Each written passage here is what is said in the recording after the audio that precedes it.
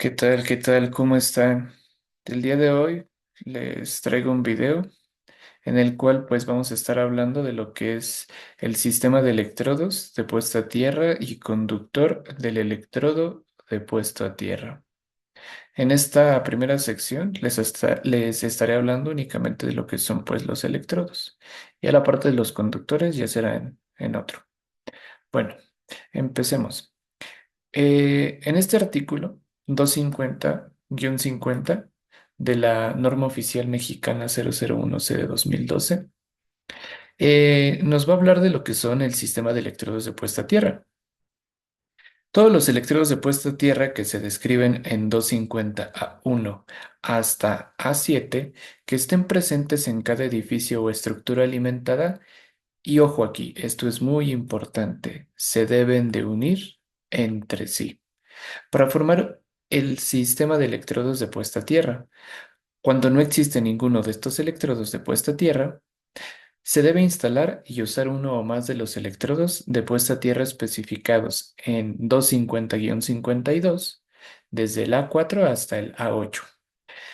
En ningún caso, y esto también es muy importante, en ningún caso, el valor de la resistencia a tierra del sistema de electrodos de puesta a tierra puede ser mayor a 25 ohms.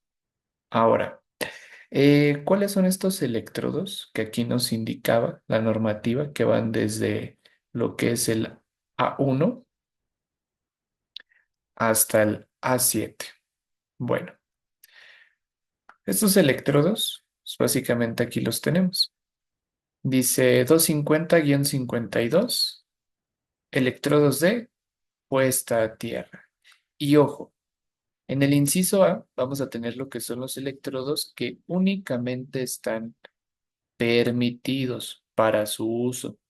Entonces, viene el primero, tubería metálica subterránea para agua. Ahora, esta tubería subterránea para agua debe de tener ciertas características, las cuales pues aquí enuncia la normativa.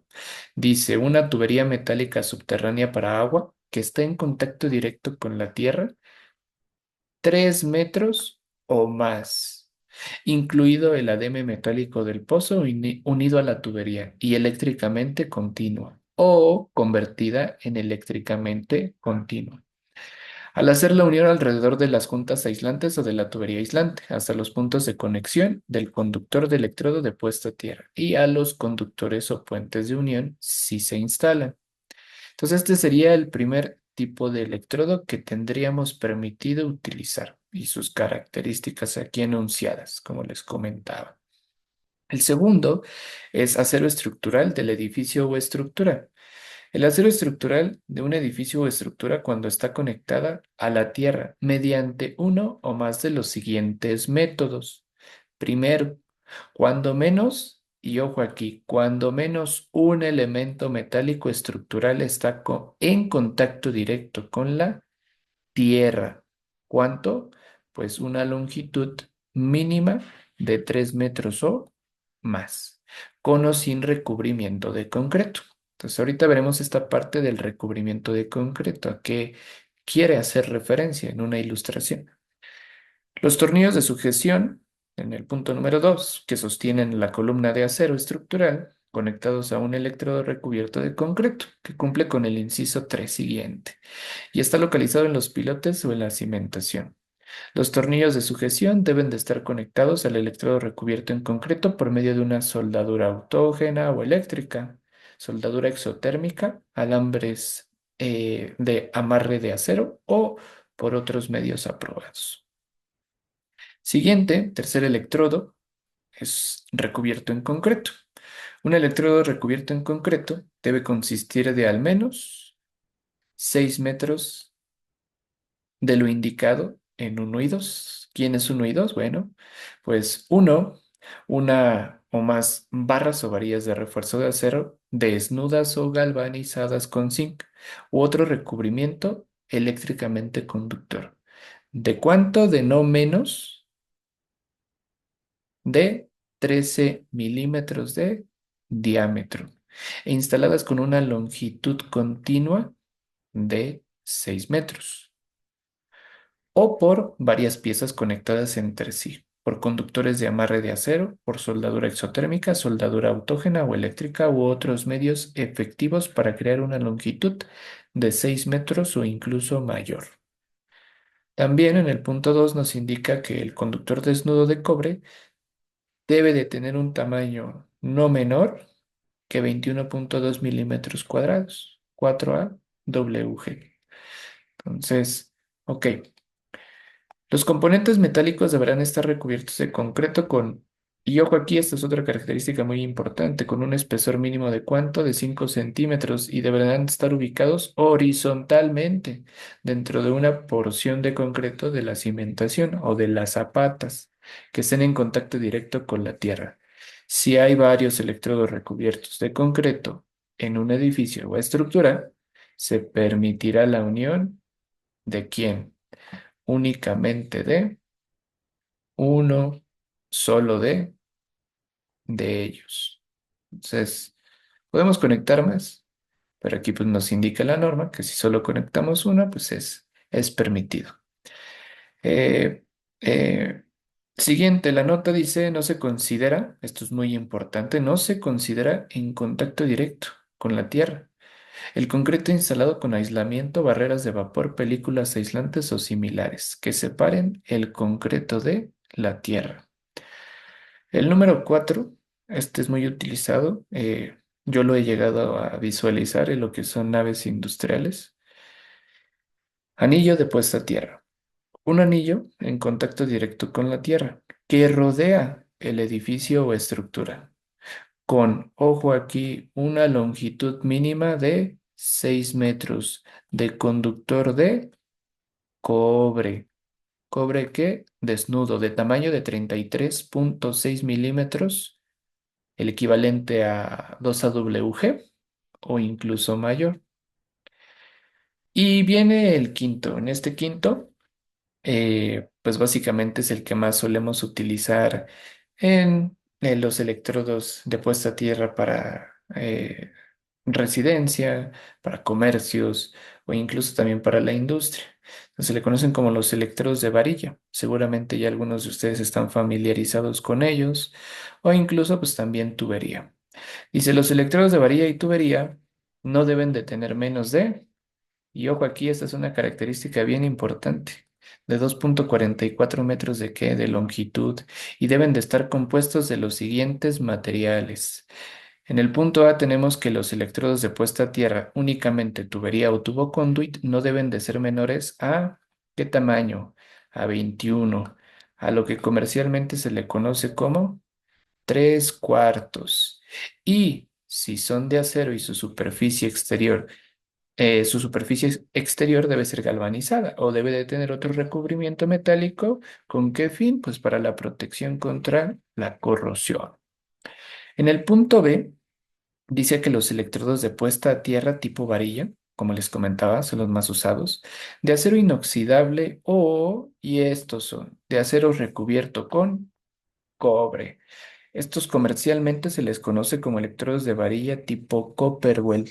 Entonces, pues, en inglés, en español, acero recubierto con cobre. O zinc deben de tener como mínimo 16 milímetros de qué? 16 milímetros de diámetro. Entonces, estos 16 milímetros de diámetro, si no me falla la memoria, es el equivalente a un tamaño comercial de 5 octavos. Entonces, ojo aquí, estas características se las vuelvo a recalcar. El electrodo de varilla debe de tener un diámetro de 16 milímetros cuando mínimo y una longitud también mínima de 2,44 metros. Ok, en el punto 6 nos habla de otros electrodos. Se permitirán otros electrodos de puesta a tierra aprobados. Y en el punto 7, electrodos de placa. Cada electrodo de placa debe de tener como mínimo, ¿cuánto nos indica aquí? 0,20 metros cuadrados de superficie expuesta al suelo. Dice, los electrodos de placas de hierro o acero, desnudos o con recubrimiento conductivo, deben de tener un espesor cuando mínimo de 6,40 milímetros. Los electrodos sólidos de metal no ferroso no recubiertos deben de tener como mínimo 1,52 milímetros de espesor. Entonces, ok, hasta aquí serían los siete de los cuales nos habla la normativa acá al inicio. Aquí, como se lo subraya, nos habla desde la uno hasta la 7. Ahora, eh, todo esto lo podemos ver de forma un poco más resumida en el siguiente archivo e incluso hasta a veces ilustrada. Entonces, las ilustraciones nos ayudan mucho porque a algunos a veces se les complica interpretar qué quiere decir la norma, qué nos quiere dar a entender. Entonces, lo que veíamos acá al inicio, que nos indicaba que estos electrodos con los que se cuenten se deben de unir entre sí. Entonces acá tenemos la ilustración, dice unión de los electrodos de puesta a tierra. Y aquí en un párrafo de color rojo dice si existen en la propiedad de estos electrodos de puesta a tierra se deben de unir. Se le puede llamar unir o muchas veces también se les conoce como interconectar. Entonces, ¿para qué? Pues para formar lo que se le conoce como el sistema de electrodos de puesta a tierra. Eh, Posteriormente, acá abajito, vamos a tener la ilustración de los siete tipos de electrodos que leíamos acá en la normativa. Entonces, este sería el primero, tubería metálica para agua. Número 2, acero estructural del edificio o estructura. Número 3, electrodo recubierto de concreto. Número 4, anillo de puesta a tierra. Número 5, electrodos de varilla o tubería. Y el electrodo de placa. Entonces, básicamente, les comentaba acá en el punto 2 que nos hacía el énfasis al acero estructural, ¿no? Y en el punto 3 también, pero ahora recubierto con concreto. Bueno, esta parte la tenemos aquí. Aquí tenemos una ilustración en donde dice que el A2, estructura metálica del edificio o estructura, en la parte izquierda tenemos lo que es el acero estructural. Entonces, como indicaba, ¿no? La normativa. Entonces, en contacto con la tierra, no sé si aquí se alcance a ver que la ilustración marca pues, los 3 metros. Eh, y pues este no se encuentra recubierto de concreto. ¿Cuál es el recubierto con concreto? Pues el que tenemos acá en la parte derecha. Y como ven, también nos hacía énfasis, no sé si recuerden, varillas que se deben de colocar que horizontalmente. Entonces, bueno. Acá abajo volvemos a tener lo que ya había leído, los electrodos que nos mencionaba la normativa y de manera resumida, pues las características que estos deben de tener para que cumplan adecuadamente con lo que nos enuncia la normativa. Bueno, y pues básicamente eso sería todo. Espero que les haya quedado entendido un poco más qué tipos de electrodos nos permite usar la norma oficial mexicana y pues las características que todos ellos deben de tener, ¿no? Entonces, sería todo por este video. Nos vemos el próximo y espero se encuentren bien. Saludos.